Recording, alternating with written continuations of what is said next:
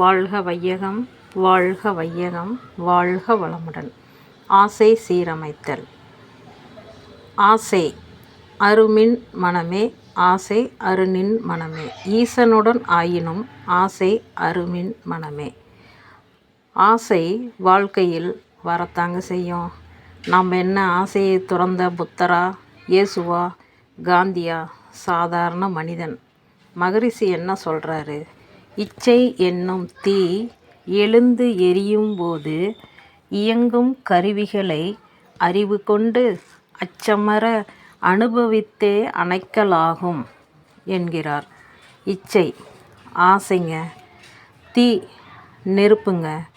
ஒரு ஆசை வரும்போதே நம்ம உடம்புக்குள்ளே ஒரு வேகம் ஓடும் பாருங்க.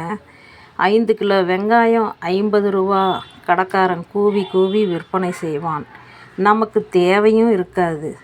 ஏற்கனவே வாங்கிய வெங்காயமெல்லாம் இஞ்சி போல் காஞ்சி போய் தான் இருக்கும்.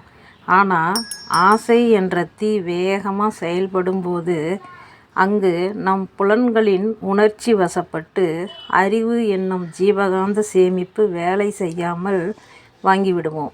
அப்போ ஆசை வரும்போதே எப்போ வரும், எவ்வளவு வரும் என கண்டுபிடிக்கணும். வயதான ஒரு பல்லு போன பாட்டி பக்கடா சாப்பிட ஆசைப்படலாமா? படுத்த படுக்கையாக இருக்கும் ஒரு முதியவர் 10 ஏக்கர் நிலம் வாங்க ஆசைப்படலாமா? நம்மலாம் சின்ன பிள்ளையாக இருக்கும்போது ஸ்கைலேப் அப்படின்னு சொல்லிட்டு அமெரிக்காவில் நாசா விண்வெளி ஓடம் ஒன்று, ஆளில்லாத விண்வெளி ஓடம் 1973லேருந்து 79 வரையும் ஒரு விண்வெளி ஓடம் ஓடிக்கிட்டு இருந்தது. அது எப்போ நொறுங்கி விழுவும்னு யாருக்கும் தெரியாது. உலகமே அப்படியே அரண்டு போயிருந்தது. அப்போ நம்ம ஆளுங்கள்லாம் என்ன பண்ணாங்க தெரியுங்களா? இருக்கிற ஆடு கோழி எல்லாத்தையும் வெட்டி சாப்பிடு அப்படின்னு சொல்லிட்டு அளவில்லாமல் எல்லாம் சாப்பிட்டாங்க. எல்லாருமே தான் சாக போகிறோன்னு தெரியுது. ஆனால் நம்ம சாகவே போகிறோமே, இதெல்லாம் ஏன் விட்டு வைக்கணும்னு சொல்லிட்டு அதெல்லாம் அடித்து தின்னாங்க. அப்போ ஆசை பாருங்கள் எந்த அளவுக்கு இருக்குதுன்ட்டு. மகரிஷியோட கவியில் மண்ணாசை, பெண்ணாசை, பொன்னாசைன்னு 3 சொல்லியிருக்கிறாரு. மகரிஷியோட நகைச்சுவை உணர்வில் பாருங்கள், ஒரு அண்ணனும் தம்பியும் சொத்து பிரச்சனையில், இந்த மண் எனக்கு சொந்தம்டா, இல்லைடா தம்பி எனக்கு தாண்டா சொந்தம் அடிச்சுக்கிட்டாங்களாம். அப்போ அந்த பூமி சொன்னிச்சான், தம்பிங்களா 2 பேரும் எனக்கு சொந்தம். நல்லா சிந்தனை பாருங்கள்.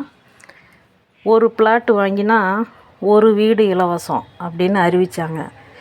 ஆசை யாரை விட்டுது? ஏரியில் பிளாட் வாங்கி வீடு கட்டியவர்களெல்லாம் நிலைமை இப்போ என்னாச்சு தெரியுங்களா? ஓடமும் ஒரு நாள் கப்பல் ஏறும் அப்படிங்கிற கதையாக மாறிப்போச்சு.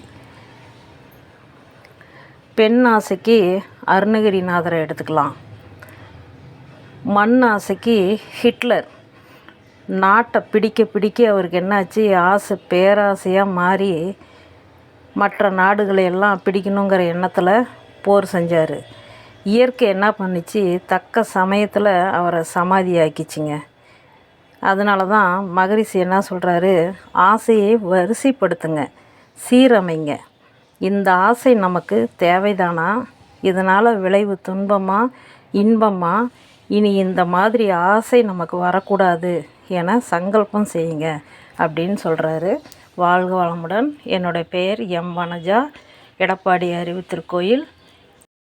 வாழ்க வளமுடன். மேலும் பல புதிய தகவல்களுக்கு சப்ஸ்கிரைப் செய்யவும்.